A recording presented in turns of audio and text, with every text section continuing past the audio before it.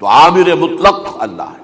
البتہ یہ جو دو عالم ہیں، عالم خلق اور عالم امر، عالم امر میں اللہ کے احکام آنن فانن ان کا ظہور ہوتا ہے۔ انما امرہ اذا اراد شیئا فانما یقول له کن فیکون، no time is involved whatsoever. اسی طریقے سے عالم خلق جو ہے اس میں یہ اٹ از دی رول، یہ قانون ہے کہ اس میں وقت ضرور لگتا ہے۔ چنانچہ کائنات کی تخلیق اللہ نے فرمایا قرآن مجید میں کتنے مقامات پر 6 دنوں میں، وہ دن ہمارے تو نہیں تھے، وہ تو کوئی آفاقی دن ہے، 6 ایپکس کہہ لیں ان کو، 6 ملینیمز کہہ لیں، جو بھی چاہیں کہ۔ اور پھر آپ کو معلوم ہے نبوت اور رسالت کا آغاز پہلے انسان سے حضرت آدم سے ہوا، لیکن اسے بھی تدریجاً تکمیل کو پہنچنے میں 7-8 ہزار برس لگے، حضرت آدم سے حضرت محمد تک صلی اللہ علیہ وسلم علیہ السلام۔ جیسے جیسے انسان کی ذہنی اور فکری صلاحیتیں نشو و نما پاتی گئیں، ایسے ایسے ہدایت جو ہے وہ بڑھتی چلی گئی۔ جیسے جیسے انسانی تمدن میں ارتقاء ہوا، ایسے ہی اللہ تعالیٰ کے دین کے اندر بھی اس کی تکمیل کے مراحل ہوئے، یہاں تک کہ حضور پر آ کر اتمام نعمت ہدایت بھی ہو گیا اور اکمال و تکمیل دین حق بھی۔ اس کے لیے میں نے میرے اپنے ذوق کے حوالے سے وہ باتیں جو میں نے سورہ مدثر کی آیات آپ کو سنائی تھی، کلا والقمر واللیل اذ ادبر والصبح اذا اسفر انہا لإحدی الکبر نذیرا للبشر لمن شاء منکم ان یتقدم او یتأخر، کہ جو حضور کی آمد سے پہلے جو نور ہدایت تھا دنیا میں وہ چاند کی کیا مشابہ تھا۔ چاند کی روشنی تو ہوتی ہے لیکن ظاہر بات ہے سورج کی روشنی کا تو مقابلہ نہیں ہے، اور وہ گویا کہ ایک طویل رات تھی جس میں چاند جو ہے رفتہ رفتہ بڑھ رہا تھا، اللہ تعالیٰ کی ہدایت اور نبوت جو ہے وہ بھی بڑھ رہی تھی۔ پھر وہ وقت آیا واللیل اذ ادبر، اب وہ رات جو ہے پیٹھ موڑ کر جا رہی ہے، اور اس کے بعد والصبح اذا اسفر، صبح طلوع ہو گئی ہے۔ اب جو سورج ہے ہدایت کا محمد رسول اللہ صلی اللہ علیہ وسلم کی نبوت میں کی شکل میں ظاہر ہو گیا، تو یہ تدریجاً ہے۔ فرمایا نذیرا للبشر، اور یہ جو بعثت محمدی ہے یہ تمام انسانوں کے لیے ہے، یہ سب جو ہے وہ عرب کے لیے نہیں، للبشر، بشر کا لفظ آیا، نذیرا للبشر منکم من یتقدم او یتأخر۔ اس کے بعد کیا ہوا؟ دین قائم کر دیا حضور نے صلی اللہ علیہ وسلم، کامل اور مکمل، 30 برس وہ کامل اور مکمل شکل میں نازل موجود رہا، نافذ رہا۔ پھر اس کے اندر تدریجاً زوال آنا شروع، جس کو حضور نے فرمایا تھا ایک حدیث میں، بدا الاسلام غریبا وسیعود کما بدا فطوبی للغرباء۔ اسلام کا آغاز ہوا اس حال میں کہ وہ اجنبی سی شے تھی، لوگ اسے پہچانتے نہیں تھے، کیا نئی بات کر رہے ہیں، اس لیے کہ آپ کو معلوم ہے جہاں حضور کی بعثت ہوئی ہے مکہ مکرمہ میں، وہاں تو کوئی ایمان باللہ، ایمان بالآخرت کا کچھ ٹریس بھی موجود نہیں رہا تھا، شرک کے گھٹا ٹوپ اندھیرے، آخرت کا تو کوئی سوال ہی نہیں، تصور ہی نہیں، نہ کوئی شریعت، نہ کوئی قانون، نہ کوئی کتاب۔ تو انہیں بڑا عجیب سی بات لگی، یہ محمد کیا کہہ رہے ہیں، اس اعتبار سے بدا الاسلام غریباً۔ پھر یہ ہوا ہے کہ اسلام کو غلبہ ہو گیا، اب ظاہر بات ہے جب اسلام غالب ہو گیا، اسلام کا نظام قائم ہو گیا، سبھی اس کے جاننے پہچاننے والے ہو گئے، لیکن فرمایا انہوں نے عن قریب اسلام پھر اجنبی ہو جائے، وہ اجنبی ہونے کا عمل اس کا جاری رہا۔ لیکن 14 صدیوں میں تجدید کا عمل بھی جاری رہا۔ ہر صدی کے اندر مجدد آئے، اور رفتہ رفتہ تجدید کا یہ عمل بھی 1400 برس میں پورا ہو رہا ہے، اور اب دنیا کھڑی ہے تجدید کامل کے دروازے پر کھڑی ہے۔ اب اس تکمیل جو دین کی ہو گئی تھی حضور کے ہاتھوں، اسی طرح کی تکمیل دوبارہ ہونی ہے، اور اب وہ گلوبلائز ہو۔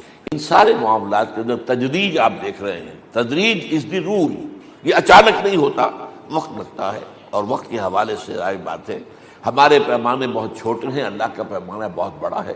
اللہ کا تو ایک دن ہمارے حساب سے 1000 سال کے برابر ہے کم سے کم، ورنہ وہ دن بھی ہے کہ جو 50,000 سال کا کہا گیا ہے سورہ معارج کے اندر، وہ بھی ایک دن ہے اللہ کا، اور جو میں نے آج گنوائے ہیں وہ تو پتہ نہیں لاکھوں سال کا، کروڑوں سال کا ایک دن ہو سکتا ہے، ملینیمز جن کو کہا جاتا ہے۔ بہرحال اب یہ جو تجدید کامل کی کوششیں ہو رہی ہیں، اب اس کی ایک جو ہے سنہری زنجیر ہے، سلسلۃ الذھب، اس زنجیر کی ایک کڑی ہے تنظیم اسلامی۔ ہم یہ نہیں سمجھتے کہ کوئی نئی بات ہم لے کر آئے، نہیں، قرآن تجدید کرنی ہے، وہی تو دین کی اصل تعلیم ہے، ما انا علیہ و اصحابی، وہی دین جو حضور نے قائم کیا تھا اس کو اصل شکل کے اندر کامل شکل میں دوبارہ جو ہے نافذ کرنا ہے۔ لیکن بہرحال تنظیم اسلامی اسی کام کے لیے قائم ہوئی ہے، کسی جزوی کام کے لیے نہیں، صرف اصلاحی کام کے لیے نہیں، صرف تبلیغی کام کے لیے نہیں، صرف تعلیمی کام کے لیے، یہ سارے کام ہوں گے لیکن یہ سب اورینٹڈ ہوں گے ٹورڈز دی ریولوشن، تاکہ ایک انقلاب برپا ہو اور پورا کا پورا دین حق دوبارہ قائم ہو۔ اب آج میں آگے چل رہا ہوں، ظاہر بات ہے کہ کوئی بھی قوت ہو، کوئی تنظیم ہو، کوئی جماعت ہو، کوئی تحریک ہو، اگر وہ اقامت دین کی جد و جہد کے لیے کوشاں ہے تو اس کے لیے لازم ہے کہ اس کے اندر ایک شعور ہونا چاہیے اس دنیا میں اس وقت کیا ہو رہا ہے، کون کون سی قوتیں برسر کار ہیں اور کون کون سی قوتیں برسر پیکار ہیں، تصادم ہو رہا ہے تو کن کن کے مابین ہو رہا ہے، فعال اگر کوئی ہے تو کون کون ہے، ان کے مقاصد کیا ہے، ان کا ایجنڈا کیا ہے، وہ کیا پیش قدمی کر رہے ہیں، پھر خاص طور پر اپنے ملک کے حالات جہاں پہ آپ کو کام کرنا ہے، یہاں کون کون سی قوتیں ہیں، یہاں کیا کام ہو رہے ہیں، اس حوالے سے ایک واضح شعور ہونا ضروری ہے ان لوگوں کے لیے کہ جو اقامت دین کی جد و جہد میں اپنے آپ کو شامل کریں۔ اب اس اعتبار سے دیکھیے کہ ہمیں دو سطحوں پر سمجھنا ہوگا، ایک ہے عالمی سطح پر اور دوسرا ہے ایک زمینی سطح پر، ایک آفاقی سطح پر سمجھ لیجیے، ایک زمینی سطح پر۔ یہ میں دو اس کی وضاحت ابھی کر دیتا ہوں آپ کو۔ میں نے اس کے لیے آج آیت جو پڑھی ہے سورہ روم کی آیت نمبر 41، ظہر الفساد فی البر والبحر بما کسبت ایدی الناس، فساد نمایاں ہو گیا ہے بحر میں بھی بر میں بھی۔ ابھی ہماری زمین دو ہی حصوں پر مشتمل ہے نا، یا بحر ہے یا بر ہے، یا خشکی ہے یا سمندر ہے، تو اب کوئی حصہ بھی اس فساد سے خالی نہیں رہا۔ ظہر الفساد فی البر والبحر بما کسبت ایدی الناس، اور یہ کیوں ہوا ہے؟ لوگوں کے کرتوتوں کی وجہ سے، جو کچھ انہوں نے کیا تھا، تاکہ اللہ تعالیٰ انہیں کچھ مزہ چکھائے ان کی کوتاہیوں کا، ان کی غلط روی کا، اس کا مزہ چکھائے، شاید کہ یہ لوٹ آئے۔ اب یہ جو میں آپ سے عرض کر رہا ہوں کہ ایک ہے آفاقی فساد، اس کی تین سطحیں ہیں، یہ دجالیت کی تین سطحیں ہیں، میں کئی دفعہ بیان کر چکا ہوں، آج صرف اشارے کروں گا، صرف ایک اضافے کے ساتھ۔ سب سے اونچی سطح کیا ہے؟ سیاسی سطح پر اللہ کو بے دخل کر دو، اللہ حاکم نہیں ہے، ہم حاکم ہیں، عوام حاکم، عوامی حاکمیت۔ یہ گویا کہ سب سے بڑا کلمہ بغاوت ہے اللہ کے خلاف۔ اللہ تو کہتا ہے ان الحکم الا للہ لا یشرک فی حکمہ احد، الملک تو وہی ہے، الملک القدوس السلام المؤمن المہیمن العزیز الجبار المتکبر۔ دیکھیے لفظ متکبر آ گیا جو میں نے کہا تھا، اللہ اپنے لیے متکبر کا لفظ استعمال کر رہا ہے، لیکن انسانوں کے لیے متکبر جو ہے بڑی شے ہے، اللہ کے لیے ٹھیک ہے۔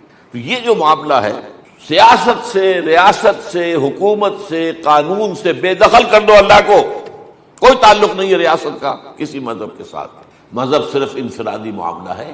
جاؤ مسجدوں میں نماز پڑھ لو، رکوع سجود کر لو، جاؤ مندروں میں جو بھی دنڈوت کرنی ہو تمہیں بتوں کے سامنے کرو، you are free to do it, you are free to go to your churches, you are free to go to your synagogues, آپ جائیں اپنے گردواروں میں جائیں، اس میں چاہے کریں جس طرح کریں، لیکن سیاست پر حاکمیت عوام کی، سیکولرزم، قانون کا کوئی تعلق کسی مذہب، کسی آسمانی ہدایت کے ساتھ نہیں، وہ ہم خود بنائیں گے۔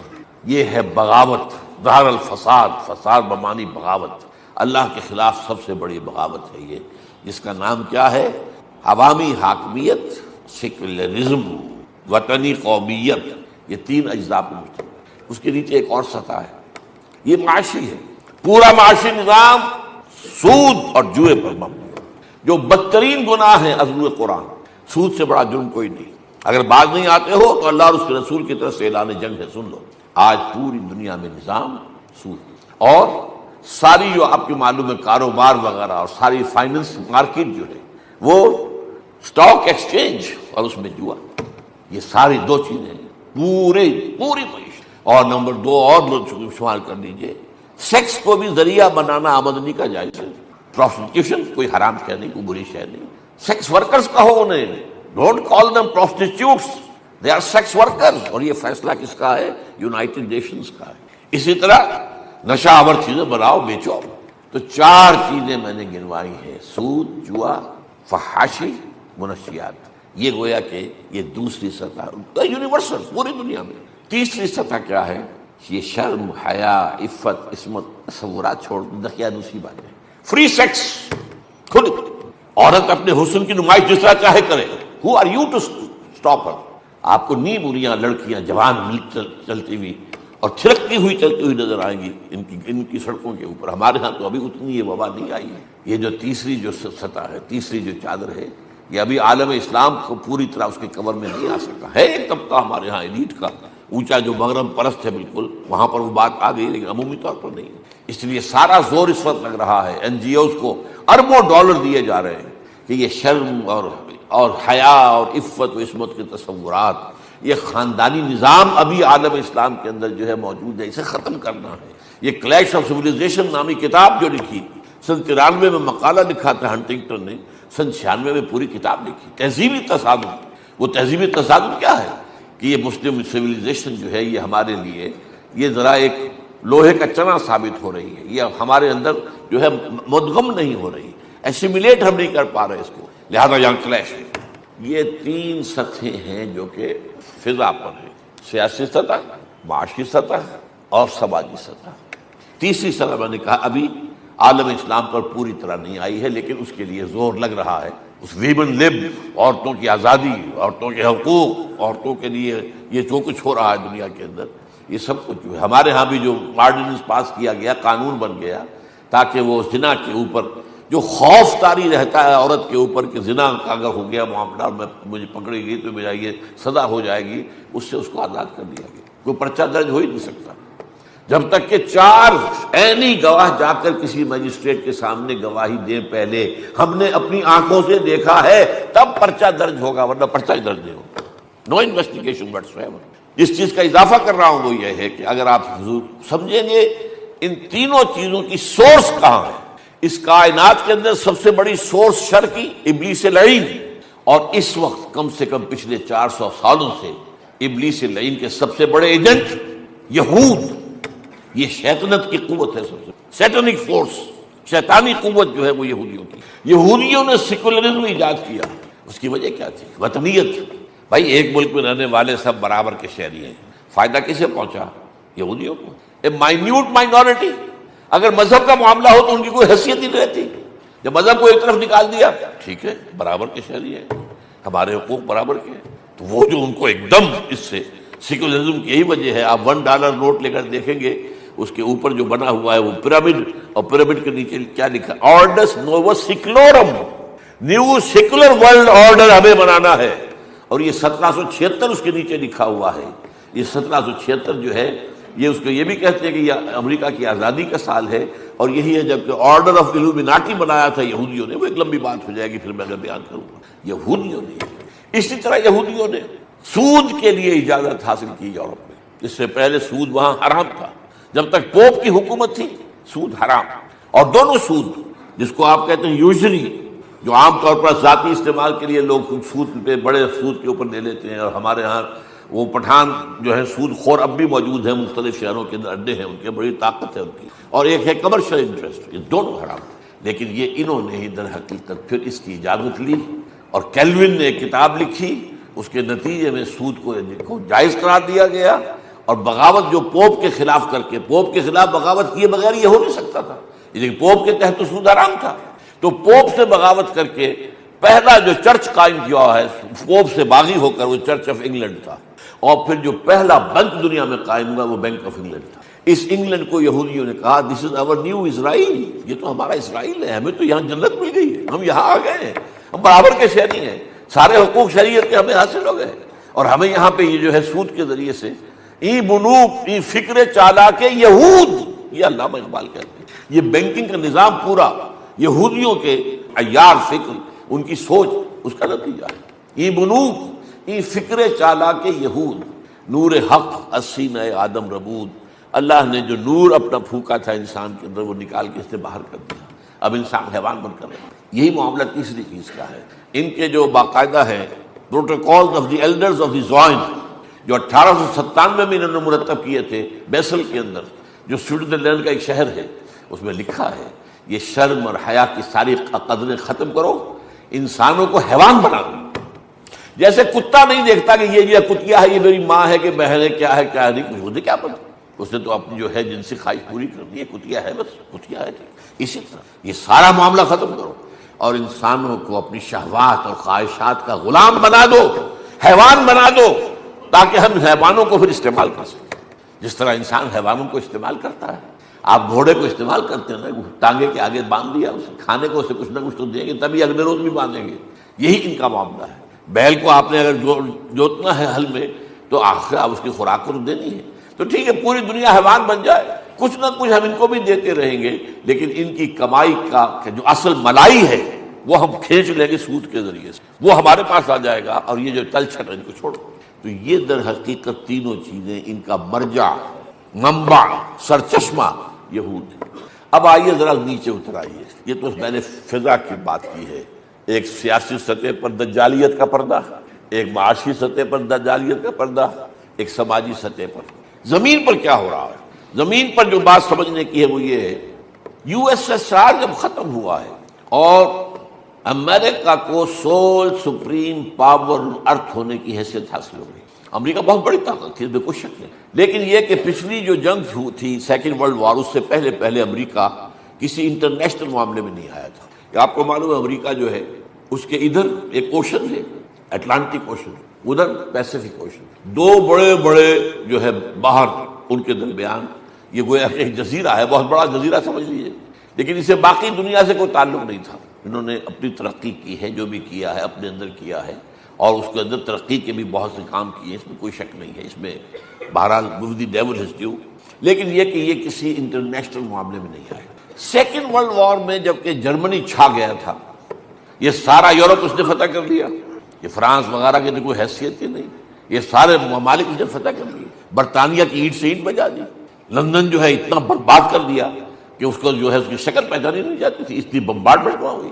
تو چرچل نے بڑی کوشش کی، دورہ بھی کیا کسی طریقے سے امریکہ اس جنگ میں ہمارا ساتھ دے اور جرمنی اور جاپان کو شکست دے، لیکن یہ کہ امریکہ ریلیکٹنٹ تھا. اس کے بعد ایک واقعہ ایسا ہوا ہے، اب میں نہیں کہہ سکتا کہ ہو سکتا ہے وہ بھی یہود کی سازش سے ہوا ہو، اور ہو سکتا ہے کہ وہ خود ہو گیا. پرل ہاربر ایک بہت بڑی جگہ ہے، یہ جو پیسیفک اوشن ہے بحر الکاہل، تو ادھر جاپان جو بہت قریب ہے ایشیا کے، ادھر سے یو ایس اے اس کے تقریباً درمیان میں، جاپان سے قریب تر ہے اور یو ایس اے سے ذرا بعید تر ہے. یہ جزائر کہلاتے ہوائین آئیلینڈز، ہوائی، اب یہ امریکہ کی ایک ریاست ہے. یہاں ایک بہت بڑی بندرگاہ پرل ہاربر، وہاں انگریزوں کا بہت بڑا اڈا تھا، نیوی بیس بہت بڑا.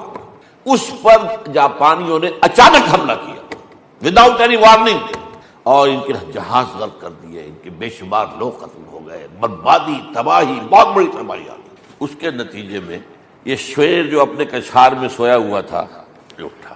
اب ظاہر بات ہے کہ اسے میدان میں وہ نکلنا پڑا. اس کے بعد پاسا پلٹ گئے.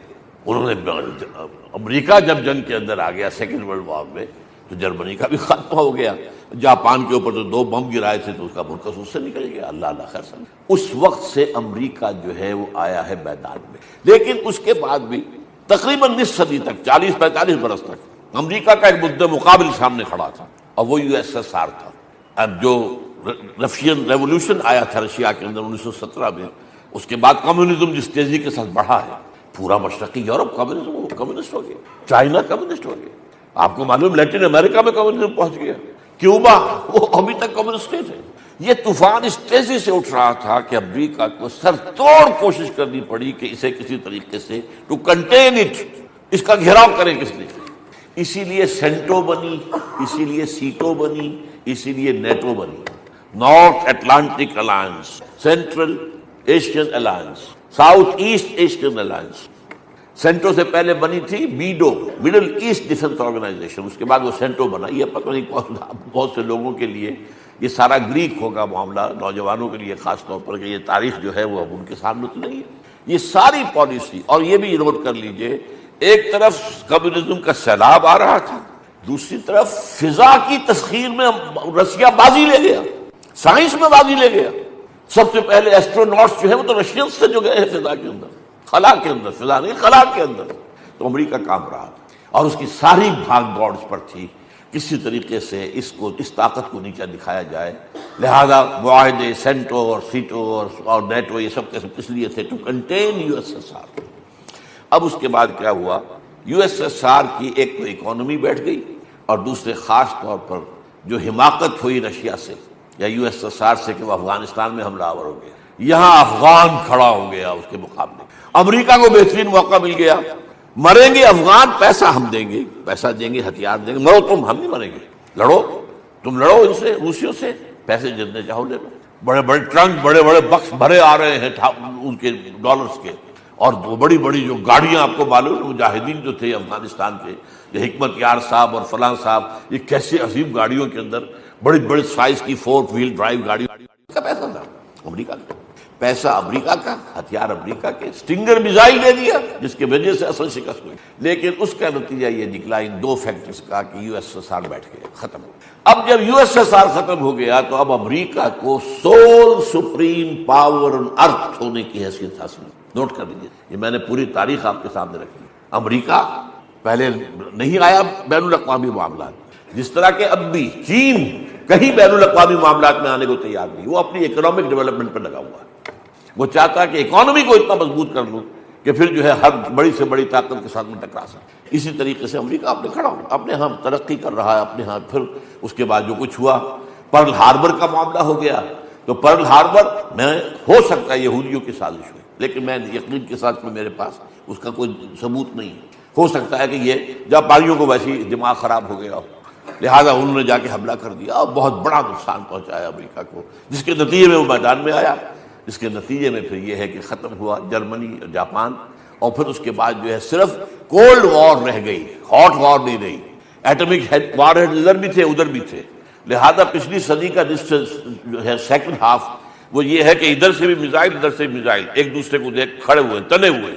خطرہ یہ ہوتا تھا کہ کبھی ایکسیڈنٹلی بھی کوئی بٹن دب گیا تو دنیا ختم ہو جائے گی، اس لیے کہ وہ جو پھر جنگ ہوگی، وہ جو ایٹمک وار ہوگی، اس کے بعد دنیا نہیں رہے گی، ختم ہو جائے گی۔ اتنے ہتھیار تھے روس کے اب بھی ہیں، اور اتنے ہتھیار امریکہ کے پاس اب بھی ہیں، لیکن بہرحال اس کے بعد اب جو سمجھیے بات، جب امریکہ سول سپریم پاور ارتھ بن گیا، اب پچھلی صدی کی آخری دہائی سے ان کے ہاں تھنک ٹینکس، ان کے انٹلیکچوئلز، ان کے جو ٹاپ کے پالیسی ساز ادارے ہیں، ان سب کا ایک مرکزی پوائنٹ یہ ہو گیا، غور کرو سوچو، how to maintain this position. چنانچہ ان کے ہاں جو سب سے بڑی بات تھی وہ کیا کہتے تھے، 21ویں صدی کو امریکہ کی صدی بنانا، اس کے لیے کیا کرنا ہوگا، how to maintain this position, کہ امریکہ جو ہے وہ اسی پوزیشن میں رہے، sole supreme power on earth. اسی کو کہا گیا ہے پولیس مین، دنیا کا پولیس مین جو ہے وہ امریکہ ہو، جہاں بھی جو کچھ ہو رہا ہے اس کی اجازت سے ہو، جنگ ہو تو اجازت سے ہو، صلح ہو تو اجازت سے ہو۔ یہ ساری پوزیشن جو ہے اس کے اوپر ان کا غور ہوتا رہا، اور اس غور کا نتیجہ کیا نکلا، اب اس میں ضرور دیکھیے، نوٹ کر لیجئے۔ اس کے بعد ایک تو پہلی بات یہ ہوئی کہ یہ ایک سول سپریم پاور بن جائے، نمبر 2 یہ کہ دجالی تہذیب کا، تمدن کا اس کو بقا، اس کو دوام دینا، یہ بھی ان کے پیش نظر تھا۔ یہ دجالی تہذیب جو پچھلے 300 برس کے اندر ابھری ہے یہودیوں کے ذریعے سے، دجالی تہذیب کو باقی بھی تو رکھنا ہے نا، برقرار رکھنا ہے، کوئی تہذیب اس کے مقابلے میں نہ آنے پائے، کوئی تہذیب اس کو جو ہے چیلنج نہ کرنے پائے۔ تو پہلا مقصد امریکہ کا سول سپریم پاور آن ارتھ ہونے کی پوزیشن کو محفوظ کرنا۔ دوسرا مقصد یہ تو دجالی تہذیب ہے، 3 لیئرز جو میں نے گنوائی ہے، ان کو برقرار رکھنا۔ تیسرا مقصد، چونکہ اصل جو مائنڈ ہے پیچھے وہ زائنسٹ کا ہے، اور یہ زائنسٹ جو ہے صہیونی 2 طرح کے ہیں، یہودی اور عیسائی، ان دونوں کا جو 5 نکاتی ایجنڈا ہے اس کو مکمل کرنا ہے۔ یہ تیسری بات ہے، وہ میں نے کئی دفعہ آپ کو بتایا ہے۔ آرمگڈون ایک بہت بڑی جنگ مڈل ایسٹ میں، گریٹر اسرائیل کا قیام، جس میں تقریباً مڈل ایسٹ کے تمام ممالک آ جائیں گے۔ نمبر 3 مسجد اقصیٰ کو منہدم کرنا، قبۃ الصخرہ کو گرانا، تاکہ وہ ٹیمپل ماؤنٹ جو ہے کھلا مل جائے، وہاں پر وہ اپنا 3rd ٹیمپل بنا لے۔ نمبر 4 نمبر 5 اس میں لا کر تھرون آف ڈیوڈ رکھ دیں گے، جو اس وقت رکھا ہوا ہے ویسٹ منسٹر ایبے کے اندر، وہ پتھر کہ جس پر بٹھا کر حضرت داؤد علیہ السلام کی تاج پوشی کی، وہ اب جو ہے ایک کرسی کی شکل میں ایک سیٹ کے طور پر لگا ہوا ہے، اور وہی ہے یہ تھرون ہے ڈیوڈ کا جو وہاں پر رکھا ہے۔ ان کا پروگرام ہے کہ پھر لا کر 3rd ٹیمپل جب بن جائے گا وہاں پر لا کر رکھ دیا جائے گا۔ تو یہ تیسرا ان کا جو ہے وہ۔ چوتھا، عالم اسلام کے جو وسائل ہیں، خاص طور پر تیل، ان کا قبضہ۔ یہ میں آپ کو بتا رہا ہوں کہ یہ امریکہ کہتے تو رہتے ہیں، امریکہ کے مقاصد کیا ان کو سمجھیں۔ چوتھا کیا ہے، دنیا میں خاص طور پر تیل جو ہے اس کے اوپر قبضہ کرنا۔ یہ جو چاروں چیزیں ہیں، یوں سمجھیے کہ جیسے ایک رسی ہوتی ہے، مختلف لڑیوں سے بٹ کر اس کو بنایا ہوتا ہے، یہ 4 لڑییں ہیں جو بٹی ہوئی۔ اب یہ کہ ہر جگہ پر کہیں پر ان میں سے 2، کہیں پر 3، کہیں پر 4 جہاں جہاں بھی انہوں نے کیا ہے، لیکن یہ کہ ان میں سے آپ کو انہی مقاصد میں سے کوئی 1 یا 2 یا 3 یا 4 مقاصد ملیں گے۔ لیکن یہ بات نوٹ کرنے کی ہے کہ اس ضمن میں امریکہ نے جو طے کیا، یہ جو بش کے دور جو ہے خاص بات، عالمی رائے عامہ کوئی پرواہ نہیں، یو این او کوئی پرواہ نہیں، اپنے الائز یورپینز کوئی پرواہ نہیں، اور البتہ اپنی رائے عامہ کو تیار کرنے کے لیے، جنگجوئی کے لیے، ایک جنگیں جو ہے خاص طور پر مڈل ایسٹ میں اور عالم اسلام کے اوپر مسلط کر دی جائیں، اس کے لیے انہیں ضرورت تھی پیسہ ظاہر بات ہے کہ وہ تو کانگریس جو ہے وہ اس کو سینکشن کرے گی، کانگریس کے اندر نمائندے بیٹھے ہوئے عوام کے، اپنے عوام کو کرنے کے لیے انہوں نے یہ بات خود ایک سازش گھڑ کر ٹوئن ٹاورز کو گرایا، اس لیے کہ اس سے پہلے ایک کتاب لکھی جا چکی تھی امریکہ میں، امریکہ نیڈز اے پرل ہاربر، جیسے پرل ہاربر کے نتیجے میں امریکہ ایک دم اٹھا تھا، وہ شیر جو ہے دہاڑتا ہوا اپنے کچھار سے نکلا تھا، ایسے ہی اب پھر ضرورت ہے کوئی امریکہ کو اتنا بڑا نقصان پہنچے جتنا بڑا پرل ہاربر میں پہنچا تھا، تاکہ پوری قوم پورے غصے کے اندر آ جائے کہ ٹھیک ہے تہس نہس کر دو اب۔ تو یہ بش کی پالیسی، جسے بش ڈاکٹرائن بھی کہا گیا، ہمارا ڈاکٹرائن ہے بش ڈاکٹرائن، ہمیں کوئی جہاں کہیں سے ہمیں اندیشہ ہوگا، ضروری نہیں ہے کہ وہ ہم پر حملہ کریں، ہم پہلے حملہ کر دیں گے، پری ایمپٹ کریں گے، یہ کھلا بات نہیں کہی گئی۔ اور آپ کو معلوم ہے پوری دنیا میں اس رائے عامہ کے خلاف جو ہے، اس رائے کے خلاف کتنے بڑے بڑے جلوس نکلے، یورپ میں لندن میں جتنا بڑا جلوس نکلا اس کی تاریخ نہیں ہے، پورے لندن کی تاریخ کے اندر کوئی اس کی مثال نہیں ہے۔ لیکن یہ کہ امریکی جو ہے، جو ان کا جو ہے اپنا رائے عامہ، اس کو انہوں نے اپنے ٹی وی کے ذریعے سے، اپنے ذرائع ابلاغ کے ذریعے سے پوری طریقے سے ہموار کر لیا کہ یہ جو کچھ کیا ہے پرل ہاربر، یہ مسلمانوں نے کیا، یہ اسامہ نے کیا، القاعدہ نے کیا ہے، ٹوٹ پڑو ان پر، ہمارے وجود کو خطرہ ہے۔ یہاں تک کہ اپنے ہاتھ سے بھی جو ان کے سول رائٹس ہیں ان کو ختم کیا، اور وہاں پر جو بھی سول لبرٹیز ہیں جو ان کے لیے بہت قابل فخر چیزیں تھیں، ان کے اندر بھی کٹوتیاں کی۔ یہ ساری اسکیم اس لیے کی ہے تاکہ امریکی رائے عامہ بش کی جنگجوئی جو ہے اس کے لیے مواد فراہم کرتی رہے، پیسے سینکشن کرتی رہے، billions and billions of dollar daily کا خرچہ ہے، یہ کوئی آج ایک یہ نہیں ہے، مہینوں کی بات نہیں ہے، کئی بلین ڈالر ڈیلی۔ اسی وجہ سے انہوں نے اپنی اس جنگجوئی کے لیے، اس میں مقصد پھر نوٹ کر دیے، چاروں ہیں۔ نمبر 1 اپنی سول سپریم پاور ارتھ کی حیثیت برقرار رکھنا، نمبر 2 دجالی تہذیب کو برقرار رکھنا بلکہ اس کو آگے فروغ دینا، اور مسلمانوں میں جو بھی قدیم جو تصورات ہیں شرم اور حیا اور عفت و عصمت کے، ان کو بھی برباد کر دینا۔ Number 3 5 item agenda of the Zionist, ان کو پورا کرنا ہے، اور نمبر 4 عالم اسلام کے خاص طور پر جو تیل کے ذخائر ان پر قبضہ کرنا۔ یہ چاروں مقاصد جو ہیں گتھے ہوئے ہیں آپس میں، جیسے کہ ایک رسی کی جو لڑیاں ہیں گتھی ہوئی ہوتی ہیں، اور اسی کے تحت انہوں نے اس قدر عظیم، یہ جنگجو صدر کہلاتا ہے بش جو ہے، یہ صدر جو جتنے بھی امریکہ کے گزرے ہیں سب سے بڑا جنگجو، جس نے یہ کہا مجھ سے خدا نے کہا جنگ کرو، مجھے خدا نے حکم دیا، بہت کٹر ہے یہ کرسچن اور ایونجلسٹ ہے۔ بلی گراہم جو ایک بہت بڑا جو ایونجلسٹ تھا، اس کا باپ مرید تھا، اس کے بیٹے کا یہ مرید ہے، اور یہ لوگ جو ہے ایک مرتبہ، ابھی میں نے کل ایک اخبار میں پڑھا ہے کہ 2005 میں اس نے جو کٹر کرسچین آرگنائزیشن ہے انہیں $40 ارب دیے، $40 ارب، اور 2004 میں یہ نیو یارک ٹائمز کی اطلاع ہے، تازہ اطلاع ہے، 2004 میں بش نے حکم دے دیا تھا کہ آپ سعودی عرب پر بھی حملہ کرو، پاکستان پر بھی کرو، شام پر بھی کرو۔ یہ خبریں ہم پڑھتے رہے ہیں، یہ خبر نہیں آئی تھی لیکن یہ خبریں پڑھتے رہے ہیں کہ اس امریکہ جو ڈیفنس فورسز ہیں، جو کمانڈر ہیں، انہوں نے کہا کہ نہیں، we are already outstretched, ہم پہلے ہی اتنے جو ہیں پھیل گئے ہیں، ہماری قوت اتنی منقسم ہو گئی ہے، افغانستان میں ہے، عراق میں ہے، اور اڈے تو ہمارے نمال کہاں بنے ہوئے، اڈا جہاں بھی ہوتا ہے وہاں آدمی تو ہوتا ہے نا ان کے ساتھ، فوج تو ہوتی ہے نا، تو آخر کہاں سے کتنی فوج لائیں گے؟ یہ تو ان کو روکا ہے، ورنہ یہ کہ یہ نیو یارک ٹائمز کی اطلاع ہے کہ 2004 میں بش نے حکم دے دیا تھا کہ حملہ کیا جائے سعودی عرب پر بھی، پاکستان پر بھی اور شام پر بھی۔ یہ جو جنگجوانہ انداز ہے اور پری ایمپشن اور بش ڈاکٹرائن جس کا نام دیا گیا ہے، اب اس کے لیے یہ ڈرامہ جو ہے ٹوئن ٹاورز کا رچا کر پھر جو حملہ کیا گیا، اس جنگجوئی کا اولین ہدف کون بنا؟ عالم اسلام۔ کیوں؟ نمبر 1 وہ جو پرانی کہاوت ہے، نزلہ بر عضو ضعیف بھی ریزت، نزلہ گرتا ہے انسان کے جسم کے کمزور جو بھی اعضاء ہوتے ہیں، نزلہ۔ اب ظاہر بات ہے کہ مڈل ایسٹ میں جو مسلمان ہیں کمزور ہیں، اس لیے ان کے اوپر حملہ کرنا یہ سب سے پہلا جو ہے فتوحات اس کو کر لینا ہے۔ نمبر 2 تیل کے عظیم ترین ذخائر جو ہیں وہ مسلمانوں کے قدموں نیچے. یا آپ کو معلوم ہے خلیج کا سارا تیل کا ذخیرہ جو ہے اربوں کے قدموں تلے ہے. ایران کا بھی وہ پٹی جو ہے ایران کی اہواز کا صوبہ کہلاتا ہے, جو پٹی جو ہے جو ساحل بنتا ہے مشرقی ساحل جو ہے گلف کا, وہاں بھی عرب آباد ہے.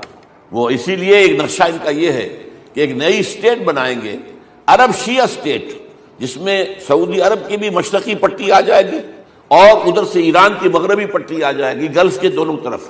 اور یہ گویا جیسے پاجامہ ہوتا ہے نیچے سے دو آ رہے ہیں اوپر جا کر وہ ایک, تو یہ اس کے بعد کویت اور جو جنوبی حصہ ہے جہاں شیعہ آباد ہیں وہ عراق کا, یہ شامل کر کے نیو شیعہ عرب شیعہ اسٹیٹ بنانے کا پروگرام ان کا ہے. یہ نقشہ ہے, وہ شائع کر چکے ہیں, یہ ان کے پروگرام ہے.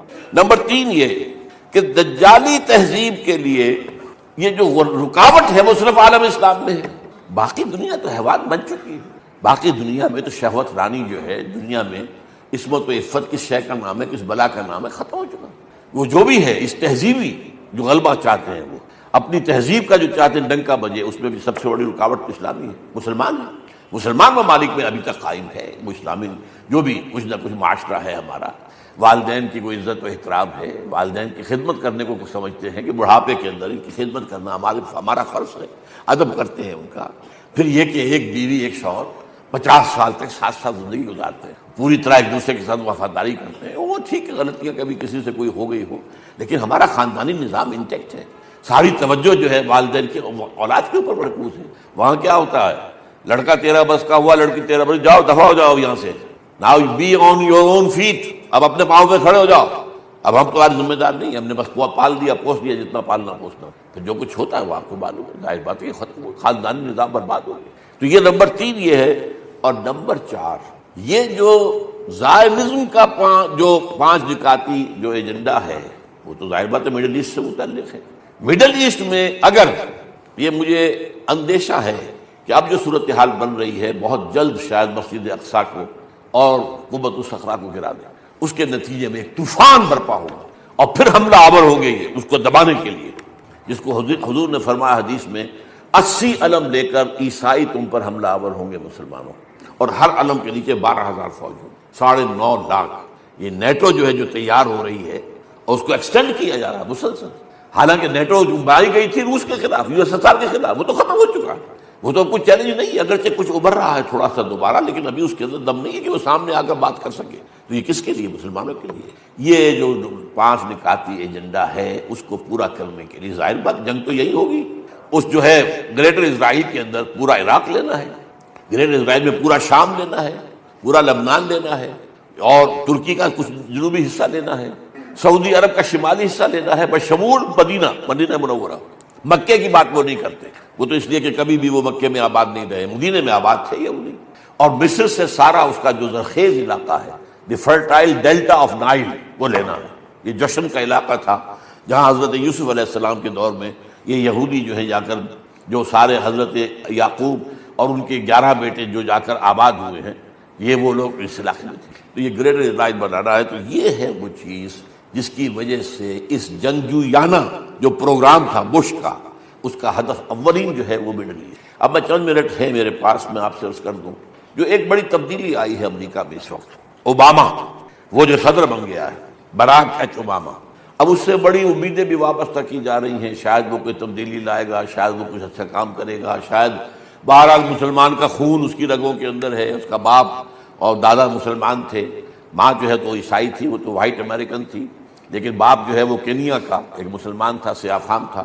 بہرحال یہ ہے اس کی رگوں میں کوئی نہ کوئی خون ہے, کوئی جینس تو آئے ہیں, تو بڑی امیدیں وابستہ کی جا رہی ہیں. لیکن بات چیزیں سمجھ لیجیے. پہلی بات تو یہ ہے کہ امریکہ کی پالیسیاں 2 ہوتی ہیں, ایک ڈومیسٹک, ایک گلوبل یا انٹرنیشنل. یہ جو حکومتیں بدلتی ہیں ان میں ڈومیسٹک پالیسیز میں کوئی چینجز آ سکتی ہیں, یعنی ٹیکس کے اندر زیادہ کر دیا جائے, کم کر دیا جائے, انٹرسٹ ریٹ زیادہ کر دیا جائے, کم کر دیا جائے, امیگریشن پر پابندیاں لگائی جائیں, یہ دروازے کھول, یہ ڈومیسٹک پالیسی. ان کی جو گلوبل ہوتی, انٹرنیشنل پالیسیز ہوتی ہے, فارن پالیسی, وہ تو 10 15 سال پہلے اس کا نقشہ بنا کر, اور اس کے لیے بڑے سے بڑے تھنک ٹینکس, 3 جو سب سے بڑے ادارے ہیں اس میں جو حصہ لیتے ہیں, CIA ہے, پینٹاگون جو ان کی فوج کا مرکز ہے گویا کہ ان کا دفاع کا, اور اسٹیٹ ڈپارٹمنٹ. اس میں جو آپ بہترین انٹلیکچوئل لے آتے ہیں, بہترین جو ہیں ذہین لوگ, بہترین ان کے جو ہے پروفیسرز وغیرہ ان کے تھنک ٹینکس بنتے ہیں، وہ بیٹھ کر طے کرتے ہیں کہ ہمیں کیا کرنا ہے، اور کوئی بھی امریکی صدر آ کر اس کے اندر ادھر سے ادھر نہیں کر سکتا۔ یہ پالیسی بش کی جو کی تو جاری رہے گی۔ چنانچہ اب آپ دیکھیے پہلا کام کیا کیا اس نے، ایک بڑے کٹر یہودی کو chief of staff of white house بنایا، کٹر، اس کا نام ہے رام ایمانوئل۔ امانویل یہ پرانے نام ہوتے ہیں یہودیوں کے، اور اس میں رام پہلے ہے۔ یہ کٹر ہے جو لیکوڈ پارٹی ہے اسرائیل کی، جو کہ زیادہ سخت ہے، زیادہ مذہبی ہے، زیادہ ایکسٹریمسٹ ہے، زیادہ رائٹسٹ ہے، یہ اس کا تعلق ہے، اسے اس نے بنایا ہے۔ اور اسرائیل کے اخبارات نے جو ہے فتح کے شادیانے بجائے ہیں کہ اب ہمارے راستے میں کوئی رکاوٹ نہیں بن سکتا۔ اب تو ہمارا آدمی جو ہے وہ وائٹ ہاؤس کے اندر جا کر بیٹھ گیا ہے، chief of staff, white house کے پورے سٹاف کا چیف، پورا سیکریٹریٹ کا جو ہے سب سے بڑا جو ہے اتھارٹی وہ رام ایمانوئل ہے، کوئی عیسائی کٹر یہودی۔ نمبر 2، غور کیجئے، ایک ہندو کو اس نے اپنا بشیر بنایا ہے، اس کا نام ہے سونال شاہ، اور یہ خاص طور پر ایک بڑی کٹر قسم کی، متعصب قسم کی، مسلمانوں کی بہت شدید مخالف جماعت ہے وشوا ہری پرشانت، اس کا جو اسٹوڈنٹ ونگ ہے بجرنگ دل، یہ اس سے متعلق، اس کو اپنا بنایا ہے ایڈوائزر۔ گویا کہ ایڈوائزر کس کے لیے ہوگا؟ ساؤتھ ایشیا کے لیے ہوگا، تبھی تو ایک ہندو کو لیا ہے، ہندوستانی کو لیا ہے۔ یہ ساری چیزیں ہیں ذہن میں رکھیے کہ کسی خیر کی توقع نہ رکھیے۔ وہ فساد جو چل رہا ہے، ظہر الفساد فی البر والبحر بما کسبت ایدی الناس، اور جو میں نے دوسری آیت آپ کو پڑھ کر سنائی تھی کہ اب اس وقت صورت کیا ہے، اذ جاؤکم من فوقکم ومن اسفل منکم، اس لیے کہ اس وقت جب غزوہ احزاب کے موقع پر فوجیں آئی تھیں تو وہ اوپر سے بھی آئی تھی، نیچے سے بھی آئی تھی۔ اوپر سے مراد شمال اور مشرق، اور جنوب جو ہے وہ نیچے کا علاقہ کہلاتا تھا۔ اسی طرح میں نے آج آپ کو بتایا ہے کہ اس وقت ایک تو اوپر ہے غلاف ترین دجالیت کے، اور ایک زمین پر یہ ہے پروگرام جو بن رہا ہے، یہ جو ساری لابی جو ہے زائنسٹ لابی، اس کے اندر یہودی بھی ہے اور اس میں عیسائی زائنسٹ بھی ہے، ان سب کا یہ نقشہ ہے عالم اسلام کو درہم برہم کر دینے کا۔ وہ مرد کے احساسات و جذبات سے واقف نہیں۔ یہ عادلانہ نظام وہی ہستی دے سکتی ہے جس نے مرد کو بھی پیدا کیا، عورت کو بھی پیدا کیا۔ ایک امپلائر امپلائی ریلیشن شپ ہے، کارخانے دار ہے، وہ لوگوں کو رکھتا ہے مزدور۔ اب جو بھی پروڈکشن ہو رہی ہے، جو نفع ہو رہا ہے، اس میں کتنا حصہ مزدور کا ہونا چاہیے، کتنا سرمایہ دار کا ہونا چاہیے، کون طے کرے گا؟ یا سرمایہ دارانہ نظام بن جائے گا اور مزدور کمر توڑنے والی محنت کرنے کے باوجود زندگی کے بنیادی جو تقاضے ہیں ان کو بھی حاصل نہیں کر سکے۔ میں نے آپ کے ممبئی شہر میں جو اس وقت دیکھا ہے، یہ جو چھوٹے چھوٹے خانے بنے ہوئے کبوتروں کے سے جن میں انسان رہ رہے ہیں اور پوری زندگی ان میں گزارتے ہیں، یہ انسان، جبکہ اونچے محل موجود ہیں، بڑی بڑی عمارتیں موجود، ایکڑوں پر پھیلی ہوئی کوٹھیاں موجود، یہ ہے ننگا کیپٹلسٹک نظام، ننگا اوریم۔ اسی کا رد عمل تھا جو کمیونزم کی شکل میں ظاہر ہوا، ایکویلٹی ہونی چاہیے، لیکن اس کمیونزم نے شکل اختیار کر لی، ون پارٹی ڈکٹیٹرشپ، تمہیں کوئی حق حاصل نہیں ہے، نہ کچھ کہہ سکتے ہو، نہ تنقید کر سکتے ہو، نہ رائٹ آف ایسوسیشن ہے، نہ right of expression of opinion ہے، بس کام کرو، تنخواہ لو، روٹی کھاؤ، اللہ خیر سکتا۔ یہی وجہ ہے کہ وہ نظام بھی مر گیا۔ اسی طریقے سے کسی بھی نظام میں اگرچہ حاکم مطلق تو اللہ ہے، پھر بھی کوئی نظام آپ بنائیں گے تو کچھ حکام ہوں گے، اولو الامر ہوں گے۔ خلافت راشدہ میں بھی تھے نا، امیر المومنین تھے، اولو الامر تھے۔ عوام میں اور ان کے درمیان حقوق و اختیار کا توازن کیا ہو، کون طے کرے گا؟ اولو الامر تو چاہیں گے سارے اختیارات ہمارے پاس ہوں، ٹوٹلیٹیرین اسٹیٹ قائم ہو جائے۔ عوام چاہیں گے ہمارے پاس ہو اور ہمیں اتنی آزادی ہو کہ مادر پدر آزاد ہو جائیں، جو چاہے کریں، ہومو سیکسول ہو جائیں، ہومو سیکسول میرجز کریں، ہمیں کوئی روکنے والا نہ ہو۔ تو میں نے آپ کو بتایا اجتماعی نظام کے یہ 3 گوشے ہیں، معاشرتی نظام، معاشی نظام، سیاسی۔ آج کے انسان کی اصل ضرورت، اس لیے کہ اس طرح کا ہمہ گیر نظام اس سے پہلے تھا ہی نہیں، لوگوں کو آزادیاں تھی۔ آج آپ کا پورا تعلیمی نظام بھی اسی نظام کے تحت ہے۔ آپ کہاں لے جائیں گے اپنے بچوں کو؟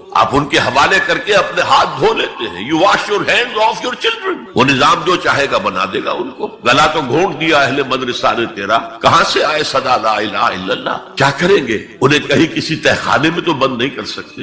آپ اپنے گھر میں ٹیلی ویژن نہیں لائیں گے، وہ جا کر دکان پہ دیکھیں گے۔ جب تک نظام درست نہ ہو، اور نظام کی ہدایت ہے جو قرآن نے دی ہے اصل، ورنہ اخلاقیات کا معاملہ میں آپ سے عرض کر دوں کہ یہ تو نوع انسانی کی مشترک میراث ہے. سچ بولنا اچھا ہے، جھوٹ بولنا برا ہے، کون نہیں جانتا؟ کیا ہندو نہیں جانتا؟ کیا بدھ مت کا پیرو نہیں جانتا؟ وعدہ کرنا اچھا ہے، وعدہ خلافی بری ہے، کون نہیں جانتا؟ عیسائی نہیں جانتا، یہودی نہیں جانتا، سب جانتا. بیسک ہیومن مورالٹی تو ہمارے اندر ہے، جیسا کہ میں نے آیت آپ کو سنائی، وَنَفْسٍ وَمَا سَوَّاهَا فَأَلْهَمَهَا فُجُورَهَا وَتَقْوَاهَا. انسان کا نفس جو اللہ نے پوری طرح تیار کر دیا، نوک پلک سوار دی اور اس میں نیکی اور بدی کی تمیز ودیت کر دی. لہذا اصل ہدایت ہے آج جس کی ضرورت ہے وہ اجتماعی نظام. 2 منٹ اور لے لوں آپ کے. 300 سال سے انسان اسی اجتماعی عدل کی تلاش میں ادھر سے ادھر ٹھوکرے کھا رہا. کچھ 250 برس سے زیادہ ہو گئے ہیں. فرانس میں انقلاب آیا، کیوں آیا؟ یہ بادشاہت، چیمانی دارت. بادشاہ کون ہے؟ وہ بھی انسان ہے، ہم بھی انسان ہیں. اسے کیا حق ہے کہ وہ حکومت کرے؟ لہذا انقلاب آیا، سخت خونی انقلاب آیا. لوگوں نے چاہا کہ عدل ہو، لہذا فرینچ ریولوشن آیا. لیکن چونکہ وہ ریولوشن یک طرفہ تھا، صرف سیاسی نظام بدلا، معاشی نظام نہیں بدلا. سود موجود رہا، لہذا اس کے بعد کیپیٹلزم کی لعنت مسلط ہوئی. پہلے لارڈز اینڈ بیرنز اور بڑے بڑے زمیندار اور جاگیردار سروں پر مسلط تھے، اور اب کارخانے دار اور کیپیٹلسٹ مسلط ہو گئے. آج کی جمہوریت کیا ہے؟ دس از دی ڈکٹیٹرشپ آف دی کیپیٹلسٹ. یہ تو اصل میں کیپیٹلزم ہے، کیپیٹلسٹ کی ڈکٹیٹرشپ ہے جو اس وقت ہو رہی. اچھا، اس سے نجات پانے کے لیے چھلانگ لگائی دوسری طرف کمیونزم، تو وہ میں آپ کو بتا چکا ہوں. وہاں انفرادی آزادی ختم ہو گئی، اب وہ بھی مر گیا. اب فوکو یاما نے تو کتاب لکھ دی اینڈ آف ہسٹری. بس ثابت ہو گیا کہ ہمارا نظام لبرل سیکولر ڈیموکریسی اور انٹرسٹ بیسڈ کیپیٹلزم، اس سے بہتر کوئی نظام ہے ہی نہیں، سب ختم ہوگا. لیکن ایک نظام ہے جس کا انہیں اندیشہ ہے، جو ابلیس کی زبان سے اقبال نے کہلوایا تھا، ہے اگر کوئی خطر مجھ کو تو اس امت سے ہے جس کی خاکستر میں ہے اب تک شرارے آرزو. خال خال اس قوم میں اب تک نظر آتے ہیں، وہ کرتے ہیں اشک سحر گاہی سے جو ظالم وضو. بڑے نیک لوگ بھی موجود ہیں، لیکن بحیثیت مجموعی امت کا حال کیا ہے؟ جانتا ہوں میں یہ امت حامل قرآن نہیں، جانتا ہوں میں یہ امت حامل قرآن نہیں، ہے وہی سرمایہ داری بندہ مومن کا دین. جانتا ہوں میں کہ مشرق کی اندھیری رات میں بے ید بیضا ہے پیران حرم کی آستین. پیر ہیں، مرشد ہیں، ان کی آستینوں میں ید بیضا نہیں ہے، حضرت موسیٰ والا. بہرحال فوکو یاما کی نفی کی پھر بعد میں، اور کتاب لکھی گئی کلیش آف سیویلائزیشنز، تہذیبوں کا ٹکراؤ ابھی آئے گا. تو میں اس سے زیادہ اس ایشو پر نہیں جانا چاہتا. ہدایت، انفرادی ہدایت بھی قرآن میں ہے، اور سب سے بڑھ کر اجتماعی ہدایت جس کی آج کے انسان کو سب سے زیادہ ضرورت، the system of social justice, جو صرف اللہ دے سکتا ہے. اس لیے کہ کارخانے دار بھی اسی کی مخلوق ہے اور مزدور بھی اسی کی مخلوق. جو اولو الامر ہے وہ بھی اسی کے پیدا کرنا ہے، اور جو عوام ہے وہ بھی اسی کے پیدا کرنا ہے. مرد بھی اسی کا پیدا کرنا ہے، عورت بھی اس کی پیدا کرنا ہے. جیسے ایک حدیث میں آتا ہے الخلق عیال اللہ، تمام مخلوق اللہ کے کلبے کے مالک. وہ عدل دے گا، وہ سوشل جسٹس دے گا، وہ توازن دے گا آپ کو معاشرتی نظام میں، معاشی نظام میں، سیاسی. اس کا نتیجہ چوتھا جو نکلے گا، رحمت للمومنین، اب وہ رحمت ہوگی آخرت. جیسے حضور نے فرمایا الزہراوین نام دیا سورہ بقرہ کو اور سورہ آل عمران. الزہراوین، زہرا کہتے ہیں بہت تابناک حضرت فاطمہ زہرا رضی اللہ تعالی عنہ. الزہراوین، یہ دو بدلیوں کی صورت میں میدان حشر میں ظاہر ہوں گی، اور جو ان سے محبت کرنے والے تھے ان پر سایہ کریں گی، جبکہ کسی کے لیے کوئی سایہ نہیں. تو یہ رحمت کا ظہور ہوگا قرآن کا قیامت کے دن. اب اگلی آیت دیکھیے، قل بفضل اللہ وبرحمتہ، اے نبی ان سے کہہ دیجئے یہ اللہ کے فضل اور اس کی رحمت کا مظہر ہے کہ اس نے تمہیں قرآن مجید جیسی کتاب ہدایت دی، جو موعظہ بھی ہے، شفاء لما فی الصدور بھی ہے، دنیا میں ہدایت بھی ہے، آخرت میں رحمت. قل بفضل اللہ وبرحمتہ فبذلک فلیفرحوا، اگر جشن منانا ہے تو اس کا مناؤ، خوشیاں منانی ہے تو اس کی مناؤ. ہوا خیر مما یجمعون، یہ دولت ان تمام چیزوں سے زیادہ قیمتی ہے جو انسان جمع کرتا ہے. دولت جمع کرتا ہے، مال، اسباب، جائیداد، کاروبار، اور محل بناتا ہے، اس میں بڑا اعلیٰ فرنیچر رکھتا ہے، اس میں لا کر ڈیکوریشن پیسز کہاں کہاں سے پوری دنیا سے لا کر رکھتا ہے. ان سب سے کہیں زیادہ قیمتی شے قرآن. اب آئیے 4 آیات، سورہ رحمان کی اولین 4 آیات. الرحمن، یہ جملہ نہیں بنا، یہ تو صرف مبتدا ہے، لیکن آیت پوری ہے. الرحمن علم القرآن خلق الانسان الانسان علمہ البیان. یہ اصل میں جو 4 آیتیں، ان میں 4 چوٹی کی چیزوں کا بیان، ٹاپ موسٹ چیزیں. اللہ کے ناموں میں سب سے پیارا نام رحمان، اگرچہ قرآن میں کثرت سے آیا ہے اللہ. وہ کیوں؟ اہل عرب صرف اسی نام سے واقف تھے، اللہم اللہم دعائیں مانگا کرتے. اور آپ کو معلوم ہے سورہ فرقان میں تو اعتراض بھی انہوں نے کیا، یہ رحمان کا کون ہے؟ ہم تو جانتے نہیں ہیں، یہ کہاں سے لے آئے ہو ہے محمد تم رحمان صلی اللہ علیہ وسلم. لیکن آپ غور کریں تو سب سے پیارا نام رحمان. دیکھیے رحمت سے یہ 2 نام بنائے گئے، الرحمن الرحیم. 113 مرتبہ تو تمام صورتوں کے سے پہلے یہ آیت موجود ہے، الرحمن الرحیم، بسم اللہ الرحمن الرحیم. سورہ فاتحہ میں الحمدللہ رب العالمین الرحمن الرحیم. ان میں فرق کیا ہے؟ یہ جو فعلان کا وزن ہے، اس پر جو عربی میں لفظ آتے ہیں، اس میں کسی صفت کی ہیجانی کیفیت، طوفانی کیفیت، ٹھاٹھے مارتا ہوا سمندر، پہاڑوں ایسی لہریں، اسی سے غضبان بنا ہے، انتہائی غضبناک، بہت غصہ. اسی سے جوعان بنا ہے، بھوک سے مر رہا ہوں میں، انا جوعان. اسی سے عطشان بنا ہے، میں پیاسا مر رہا ہوں. اللہ کا لفظ، اللہ کا نام رحمان ظاہر کر رہا اللہ کی رحمت ٹھاٹھے مارتے ہوئے سمندر کی طرح. اور رحیم فعیل کے وزن پر ہے، جس میں دوام ہوتا ہے، تسلسل کا. تو اللہ کی رحمت جہاں ٹھاٹھے مارتے ہوئے سمندر کی طرح ہے، ساتھ ہی وہ آہستگی کے ساتھ مسلسل بہنے والے دریا کے معنی بھی ہے، تسلسل کے ساتھ. اب ان دونوں کا ریلیشن اگر میں آپ کو ایک مثال سے سمجھاؤں، اگر کہیں کسی بس کا ایکسیڈنٹ ہو جائے اور آپ دیکھیں کوئی عورت جو ہے مردہ ہو گئی ہے اور کوئی شیر خار بچہ اس کی چھاتی سے چمٹا ہوا، اسے کیا پتا میری ماں مر گئی، اور کوئی آئیڈینٹیفیکیشن نہیں ہو رہی، کچھ پتا نہیں ہے یہ کون خاتون تھی، کہاں سے آئی تھی، کچھ نہیں. آپ بتائیے اس وقت کون سا انسان ہوگا جس کے دل میں رحمت کا دریا جوش نہ مار جائے، اس بچے کی سرپرستی میں کر لوں. یہ انسان کی فطرت ہے. لیکن جب وہ گھر لے جائے گا تو ہو سکتا ہے کچھ دن کے بعد وہ محسوس کرے کہ میں نے خامخواہ کو یہ بوجھ اپنے اوپر لے لیا ہے، میرے تو اپنے بچے بہت. گویا کہ جوش تو آیا، دوام اس میں نہیں ہے. اللہ کی رحمت ٹھاٹھے مارتے ہوئے سمندر کی طرح بھی ہے اور اس میں دوام ہے، دریاؤں کا سا دوام، تسلسل سے بہنے والا. اور سب سے پیارا میں کیوں کہہ رہا ہوں یہ نام، ہمیں سب سے بڑی ضرورت رحمت کی. دیکھیے اللہ رازق ہے، اللہ رازق ہے، ہمیں رزق دیتا تاکہ ہم زندہ رہیں، اور اس نے ہمیں زندگی اس لیے دی ہے لِيَبْلُوَكُمْ أَيُّكُمْ أَحْسَنُ عَمَلًا، تاکہ تمہارا امتحان لے. تو رزق دینا اس کی ضرورت ہے، میری ضرورت نہیں ہے. مجھے زندہ رکھنا چاہتا ہے تاکہ وہ امتحان میں دوں تو وہ رزق دے گا مجھے. لیکن رحمت کون سی چیز ہے؟ میں حدیث آپ کو سناتا ہوں. ایک دفعہ آپ نے فرمایا کوئی انسان محض اپنے عمل کی بنیاد پر جنت میں داخل نہیں ہو سکے گا جب تک کہ رحمت خداوندی دستگیری نہ کرے. اسی صحابی رضی اللہ تعالی عنہ نے بڑی ہمت سے، جرأت سے، بلکہ ہم کہہ سکتے جسارت سے کام لیا کہ پوچھ لیا حضور کیا آپ بھی؟ فرمایا ہاں میں بھی.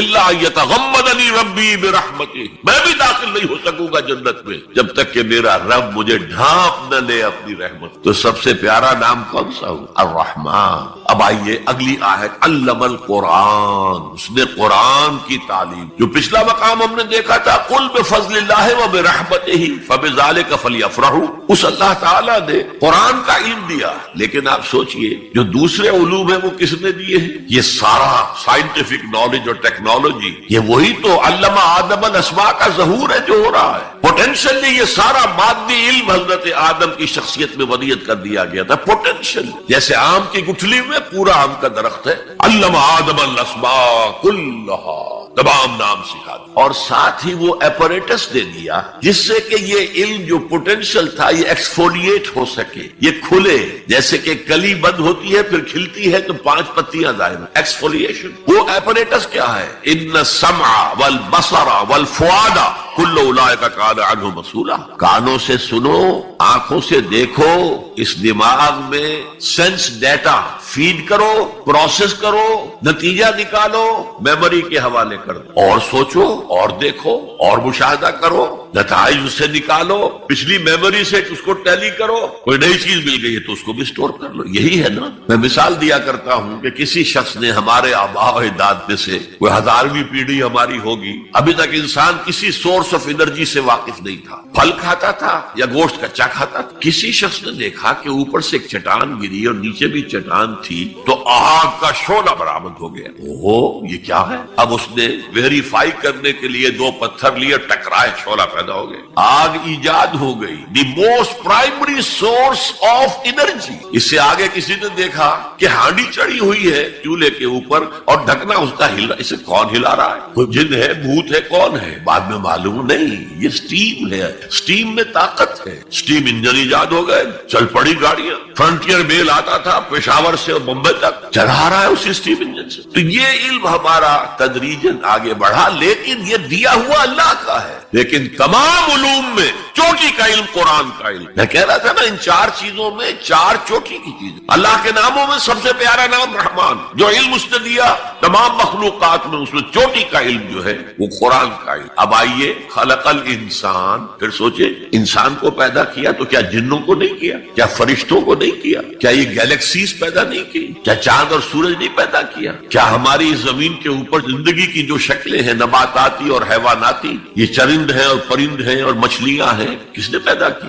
سب کچھ اس نے پیدا کیا. لیکن اس کی کریشن کا کلائمیکس انسان، سب سے بڑی اس کی تخلیق انسان، جو مسجود ملائک بن گیا. فسجد الملائکۃ کلھم اجمعون. کس قدر تاکید ہے، سجدے میں گر گئے تمام فرشتے، کل کے کل فرشتے جمع ہو کر 3 مرتبہ. کہیں شبہ رہ جائے جبرائیل نے نہیں کیا ہوگا سجدہ یا اسرافیل؟ نہیں، کلھم اجمعون. یہ انسان شاہکار ہے اللہ کی تخلیق کا. فرمایا ہے خلقتہ بیدی. اے ابلیس، تو اس آدم کو سجدہ نہیں کرنا چاہتا جسے میں نے اپنے دونوں ہاتھوں سے بنایا. کیا معنی اس کے؟ اللہ کے 2 ہاتھ کیا ہیں؟ الا لہ الخلق والامر. 2 عالم ہیں، ایک عالم امر ہے، ایک عالم خلق ہے. عالم امر میں اللہ کے حکم کی تعمیل چشم زدن میں ہو جاتی. انما امرہ اذا اراد شیئا فانما یقول له کن فیکون. اور عالم خلق میں وقت لگتا. آم کی گٹھلی سے درخت تو بنے گا آم کا، لیکن کتنے سال لے گا؟ ماں کے پیٹ میں بچہ پرورش تو پائے گا، لیکن 9 مہینے لے گا. اللہ نے فرمایا کتنی جگہ پر میں نے آسمان اور زمین 6 دنوں میں پیدا ہے.